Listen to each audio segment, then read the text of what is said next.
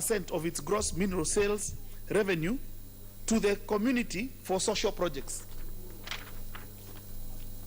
On whether there is a compensation plan for the locals who have been affected, Honorable Speaker, yes, there is compensation plan for the locals affected by the exploration activities.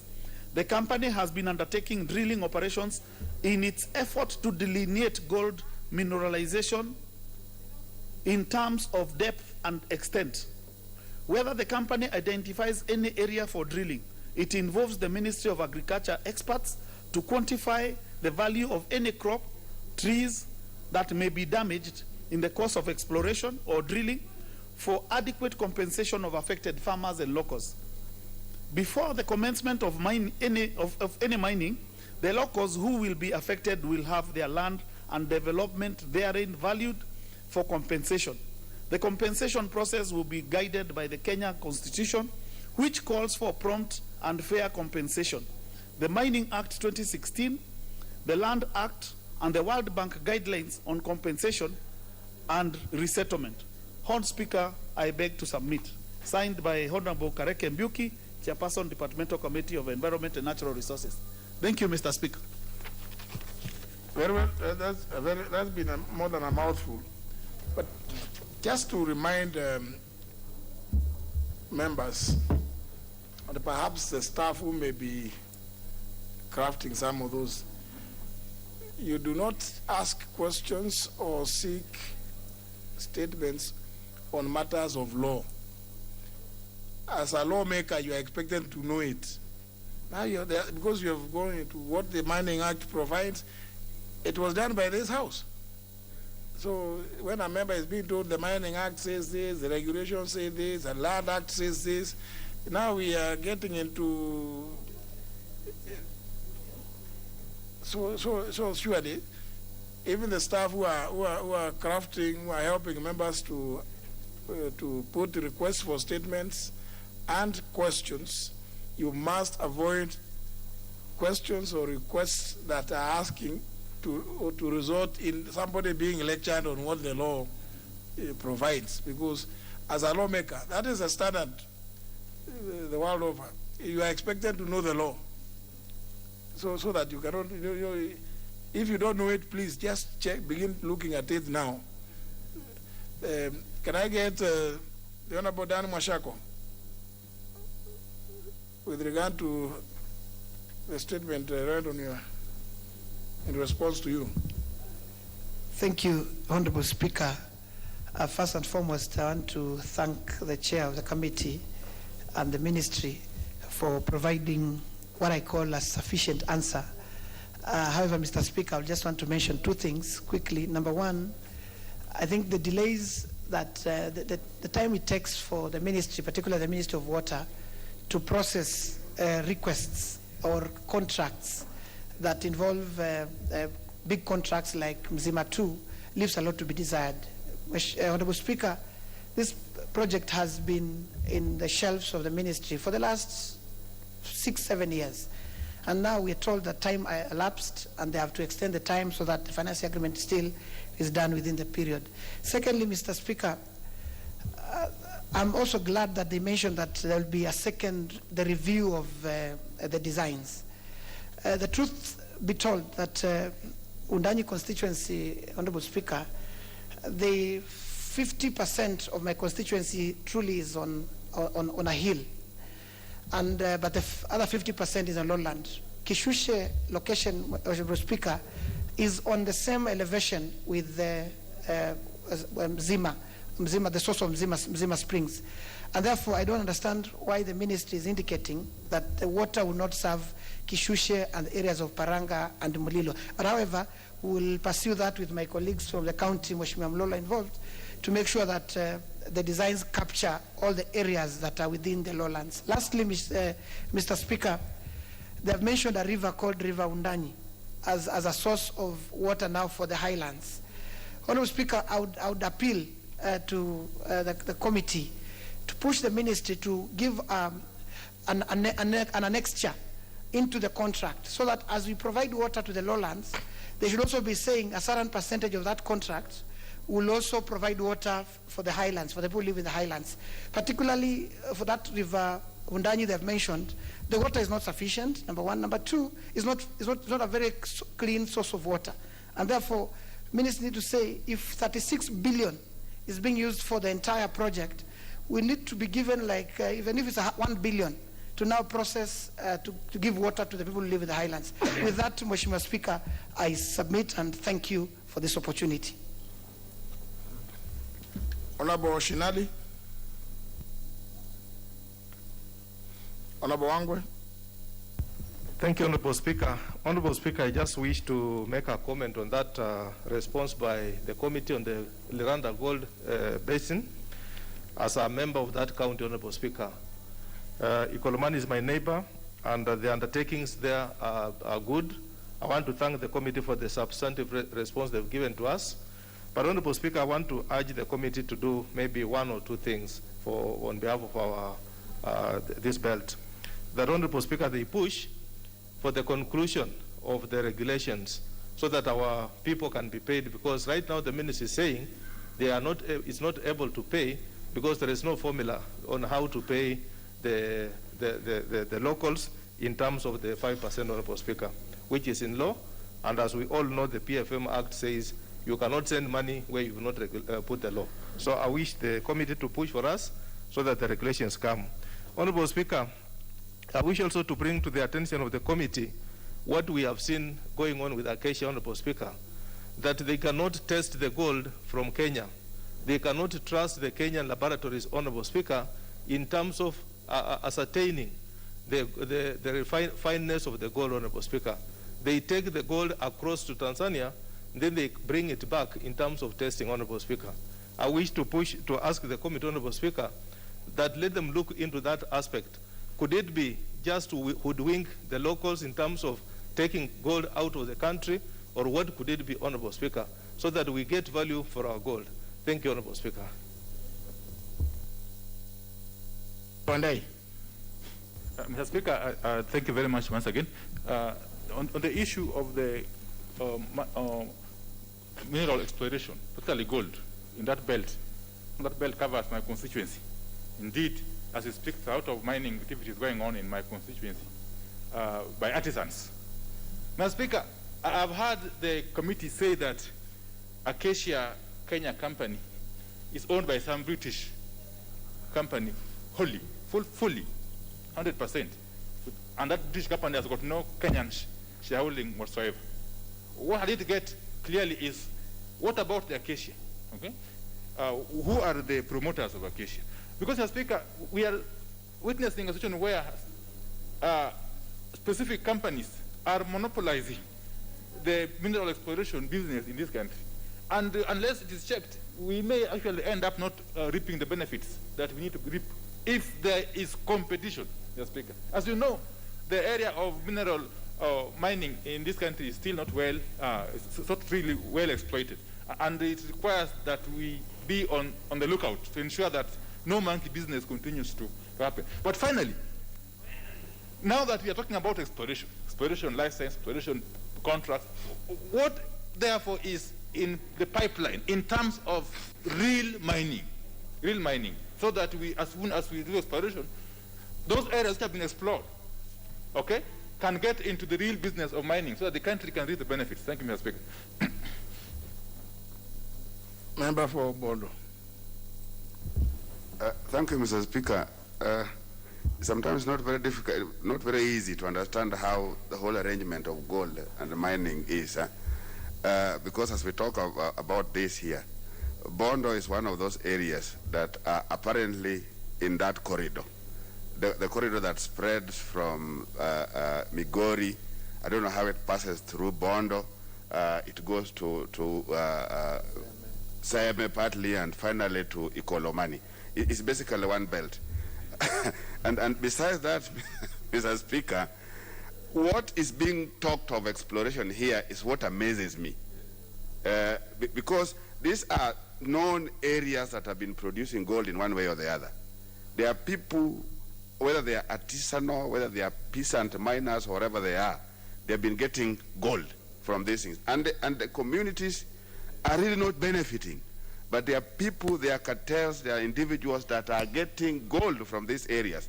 So when we are talking about a company being licensed now to do exploration, I think there's quite a bit of contradiction.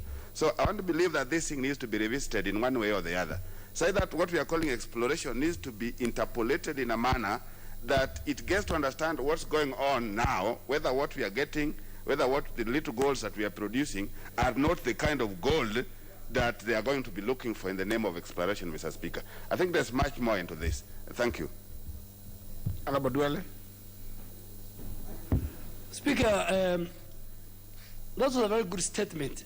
But again, the bottom line is, for over a decade, we are talking about exploration. Even in the north, people get license. People in Nairobi or in government get their kickback. But after 5, 6 years, you hear the companies have left. I mean, look at the story of Talo. I mean, we were given a very nice story about Talo. And today we are being told Talo is getting out. And you'll see so many exploration points in the north. Coming back to the gold mine, you know, I like the way the member for Bondo has given the geological survey. It's like he has followed the gold. But again, the people who live, even in Taveta, the people who live in those areas are among the poorest in our country. So I think a time should come when we should now get also value, and this House must decide even to look at the Mining Act. I totally agree with the Speaker that in the 11th and even the 12th Parliament, we have passed a number of very progressive laws. Now it is the opportunity for members now to feel, and even the government to feel, how are these laws applicable? Are they working subsections? So I think instead of even the statements, you know, because now member for Madhya is not the minister. You know, he's only brought the message. But I think we should bring amendment to those acts and goes through the committee. The committee does public participation. They go to these areas. And then finally, you know, we get value for our resources, value that our people can be proud of, Mr. Speaker. Perhaps we need to find out whether we have the competencies to determine, because the part of the answer was that you're not too sure whether what is being found there is worthy, or is maybe worthless. But how is it that the people there are able to pick certain things which are still of value? It may speak to the competence of our institutions, because then we could be losing that which belongs to the people of Kenya. Those people of Ikolomania that are entitled to reap what is available there under the sharing, the formula which was put in the Act.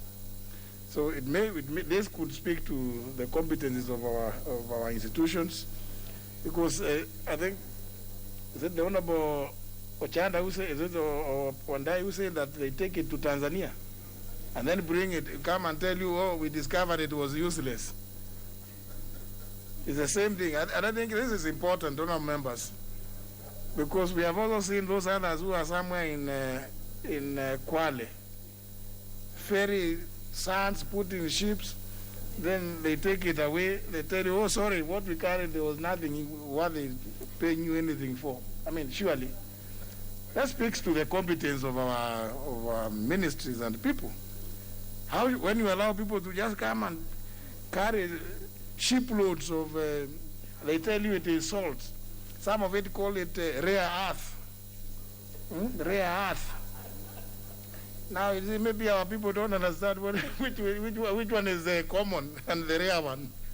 So they pick everything, both the common and the rare one, and then they tell you, oh, it was worth zero. And then can they continue? Even after getting zero, they still continue. This is something that I think as a House, we should see what it is we need to put in the law to address some of these problems. Member for Narok North. Thank you, Honorable Speaker. In fact, this is a very serious issue, especially in places like Narok, where we have a Lorgorian gold mines. I was lucky enough in the last Parliament to be part of the committee that actually formulated the Mining Act. And all these things were provided for. And Parliament was actually informed that a lot of minerals are found in Kenya. But unfortunately, whenever we put money into the mapping out of these areas, somehow it was always frustrated, such that the government could not map out these areas. And what has happened is that a lot of these minerals are actually smuggled out of Kenya through porous borders like the Tanzanian border and such places. So unless this Parliament ensures that money is put into mapping out these areas, I can assure this House that people are minting billions at the expense of the Kenyan people. So this is something, as you said, Honorable Speaker, that should be looked into seriously, because if we don't, nobody will ever do it outside this Parliament, because there are so many very strong and powerful beneficiaries. In fact, like in Narok, I understand there are very funny, strange Chinese people found along the border of Kenya and Tanzania. They are doing a lot of mining, but nobody in Kenya minds about it. So I think it's something, as you said, that this Parliament should look into. Thank you, Honorable Speaker. In fact, Honorable Kenta, you are just speaking to what is on the streets. They're saying that even when you give them these road contracts, even as they send their people, they go looking for minerals. So I don't know. We need to really revamp our institutions. Member for Kiharu. Thank you, Chair, for the opportunity. And I actually really want to concur with you, Mr. Speaker, because I have sat in Public Accounts Committee, and I don't think there is any sector that is more shrouded,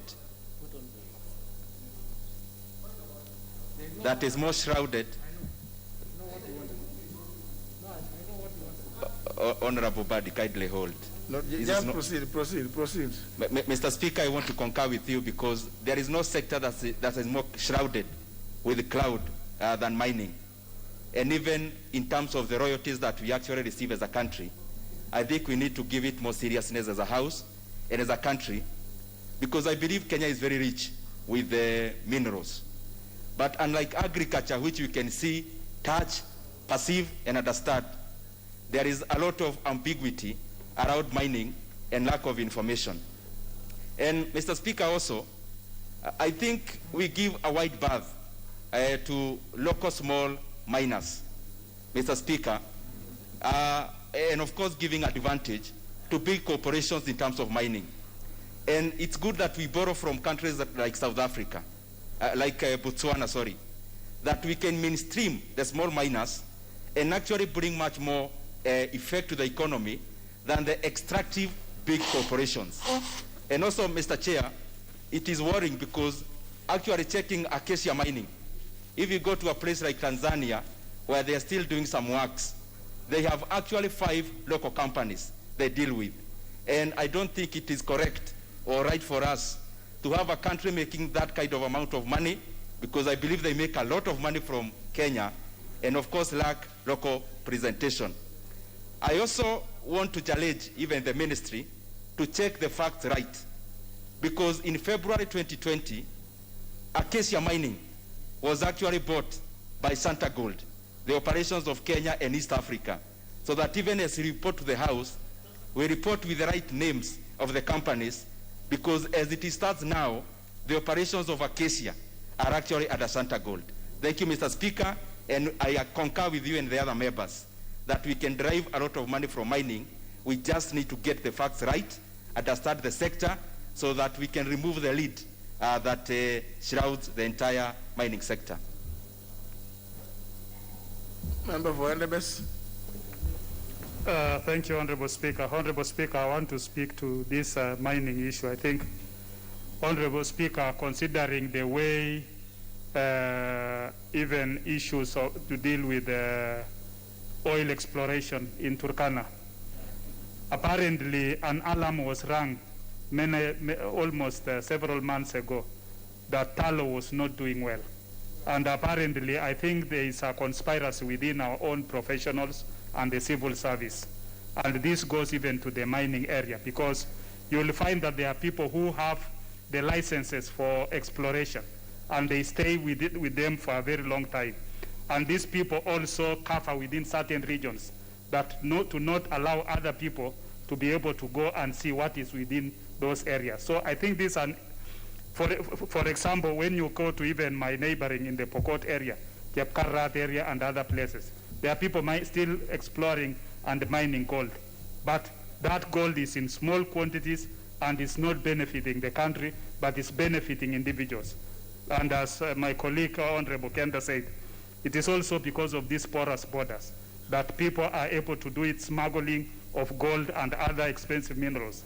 We will talk of other minerals like issues of even tanzanites, issues of even rubies and others, which are illegally being taken out of the country. So I think it's something that we need to streamline our civil service and the ministry to be able to reap these benefits for the country. Thank you, Honorable Speaker. Honorable Mlele. Thank you, Honorable Speaker. I wish to add my voice to this important matter. My constituency, especially the area known as Ekwanda in Luanda South, is also involved in this so-called exploration for gold. The people there have been extracting this gold on a small artisanal scale.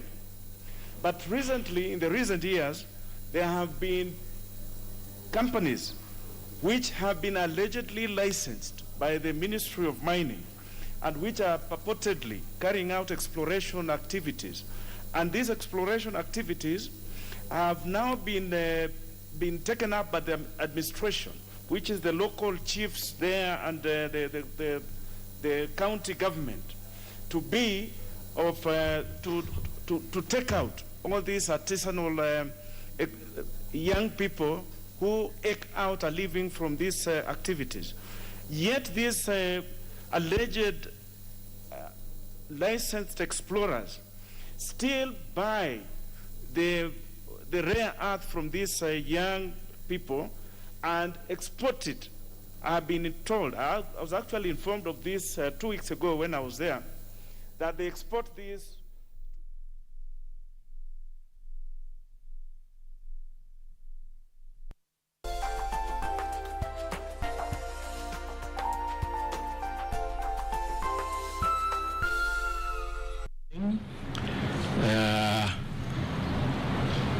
Mr. Wycliffe Ogalo, who is the Commissioner General of Prisons, joining us today, together with his colleague, Duncan Ogore,